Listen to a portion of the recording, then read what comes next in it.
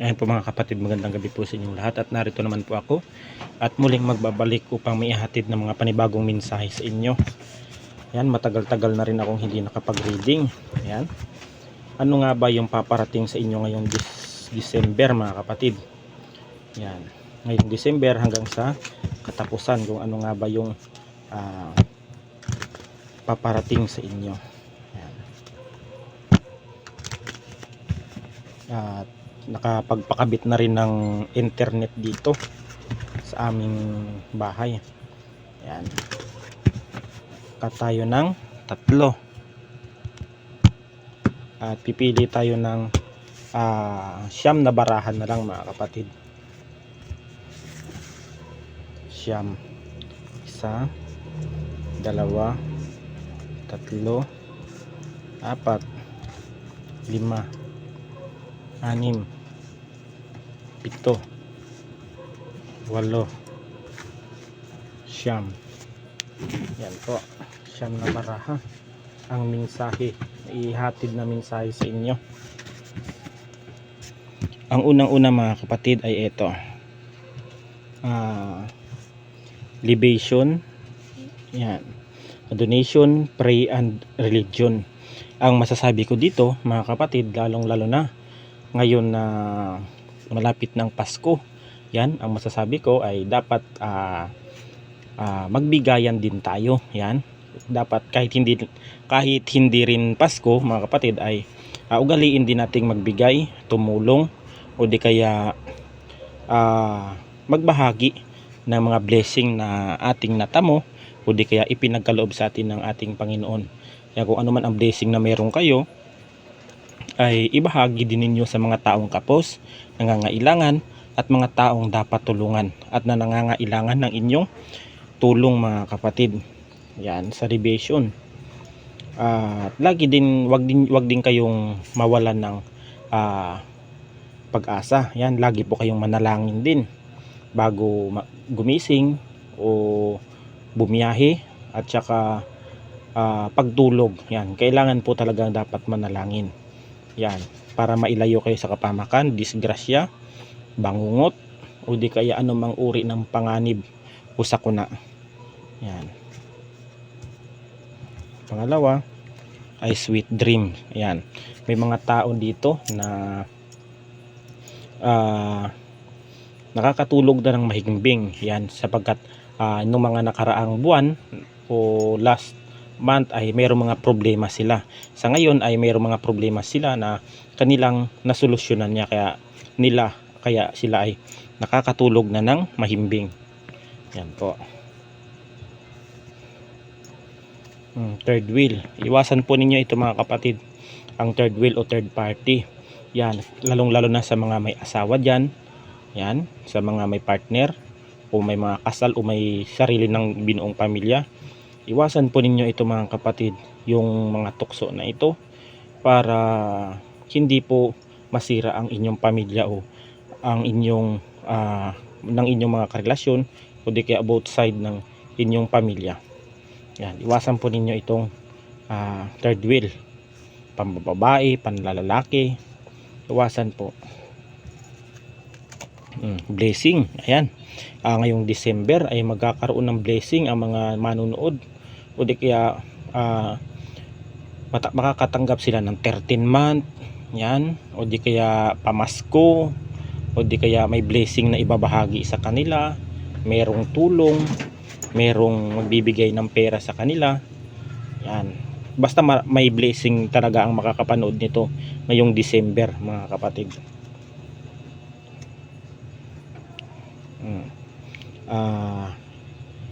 Endorsement. Yan, ito mga kapatid ang iwasan ninyo, ang ipagbili ninyo ang inyong prinsipyo. Yan, pag yan po ay ang inyong prinsipyo ay pinagbili ninyo ang inyong prinsipyo, at yan ay matuklasan balang araw, ay mawawala po yung mga inyong pinaghirapan. Yan, kung ano man yung mga ibibigay sa inyo, suhol, bayad, o di kaya trabaho na alang-alang sa isang tao para may pasama, wag po kayong tatanggap mga kapatid. dahil mapapahamak kayo dyan sa ganyan. Darating ang araw at kung ano ang kung ano man yung mangyari ay lalabas at lalabas ang katotohanan. Huwag po kayo magpapadala sa suhol, bayad o di kaya kung ano man, dahil minsan ay dyan po maraming tao ang napapahamak sa mga ganyan. Ang pera po makikita ninyo, ngunit ang prinsipyo, ang dangal at ang inyong pagkatao ay hindi po mahahanap. Yan. Huwag po kayo magpapadala sa pera. Ang pera po mga kapatid, kayang kitain ninyo yan. Lalo't lalo na kung kayo ay may malaking sahod o di kaya kaya naman ninyong mai-provide. Kayang kitain yan mga kapatid. Huwag nyo sanang ipagpalit ang inyong kahihiyan sa pera. Kaya yan lang ang masasabi ko, coach. Yan. Kung ano man yung mga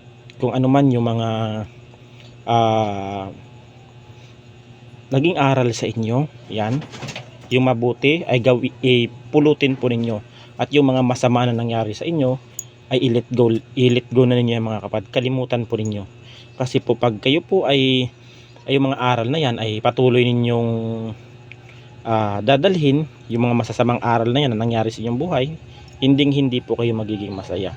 Kung ano man yung mga mabubuting aral na napulot ninyo o di kaya dumating sa inyo o mga pagsubok, ituring po ninyo yang na magandang magandang alaala, halimbawa, gawin ninyong inspirasyon. Yan yung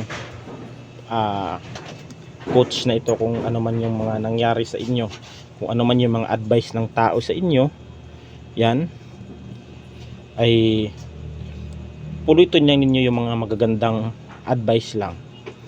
Wag na ninyong pulutin yung aral ng mga masasama, hindi maganda, kasi hindi po nakakaganda sa inyong buhay yan. Yan. Stress. Ang stress na ito ay mawawala na rin to mga kapatid. Siyempre lahat naman ng tao ay nakakaranas ng stress mga kapatid. Nabulol tuloy ako, pagpasensya na ninyo.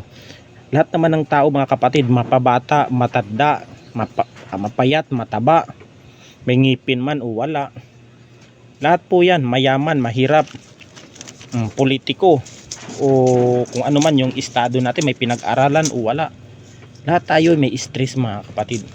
Lahat tayo nai-stress. Yan, sa tao yan mga kapatid, kung paano nila i-handle o i-manage ang stress. Yan, ang stress o ang problema ay may solusyon yan mga kapatid. Pag hindi ninyo kaya, magdasal kayo, humingi kayo ng advice. Huwag ninyong damdamin ang stress, kasi po hindi po nakakaganda yan sa ating mental health. Yan, sa ating kalusugan. Yan, maraming nasisiraan ng ulo sa stress, maraming nababaliw. Kasi unang-una yung mga kapatid, stress, anxiety, depression. Minsan pag hindi na nila nakayanan yung depression, nababaliw sila, nasisiraan ng ulo. Yan, ang stress po mga kapatid, may gamot dyan. Kailangan ninyo advice, kausap. Yan ang dyan. Huwag ninyong dibdibin ang inyong problema.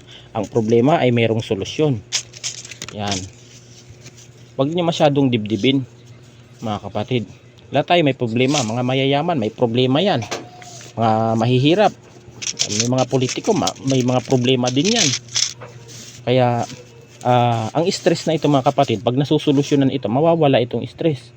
Kalimitan ang stress na meron na pagdadaanan ng tao, unang-una, financial. Yan mga kapatid, stress. Nai-stress ng tao sa financial, sa mga utang, sa mga bayarin, sa mga bills, sa mga pagkain, sa mga pangangailangan. Siyempre natural, mai-stress ang tao dyan. Problema sa pamilya, problema sa komunidad, problema sa mga chismosa, problema sa mga kung ano-ano mang mga taong naninira sa inyo, mai-stress kayo dyan. Ang gagawin lang ninyo, wag ninyo masyadong pansinin yung mga stress na yan. Hayaan na lang ninyo, normal lang yan mga kapatid, ang stress sa buhay. Lahat naman ng tao ay nagkakaroon ng stress. Yan po. Evidence. Ang evidence dito, detection, investigation of proof. Dito mga kapatid, meron dito talaga nakikita ko ditong nai-stress gawa ng sinisira yung pagkatao niya, niyuyurakan, pinapahiya, gustong pabagsakin o ginagawa ng hindi maganda, chinichismis, pinapahiya. Kaya nai-stress yung may iba dito na nai-stress ng yung tao. Yan. Pero darating ang araw mga kapatid, magkakaroon ito ng evidence. May ebidensya ka dito kung sino yung nagpakalat, sino yung nagsimula, sino yung nagpasimuno, sino yung gumagawa ng kwento na yan. Darating ang araw mga kapatid, mabubuko at mabubuko ninyo ito, mahuhuli at mahuhuli ninyo ito. Kung sino man yung gumawa ng chismis sa inyo, paninirang puri, mahuhuli ninyo ito mga kapatid, dahil merong tao dito na pinagchismisan upang siraan kayo na magsusumbong din sa inyo, o di kaya magtatapat na totoo ba yung ganito, totoo ba yung ganyan, yung mga sinasabi ng tao sa inyo, o ganyan ba mga kapatid, o sinong nagsabi ganito ganyan, o isusumbong na ng pinagsabihan yung naninira sa iyo sa tao na yon mga kapatid. Tapos isusumbong ng taong iyon sa iyo kung sino yung tao na iyon. Yan. Kaya magkakaroon ka dito ng ebidensya. Yan.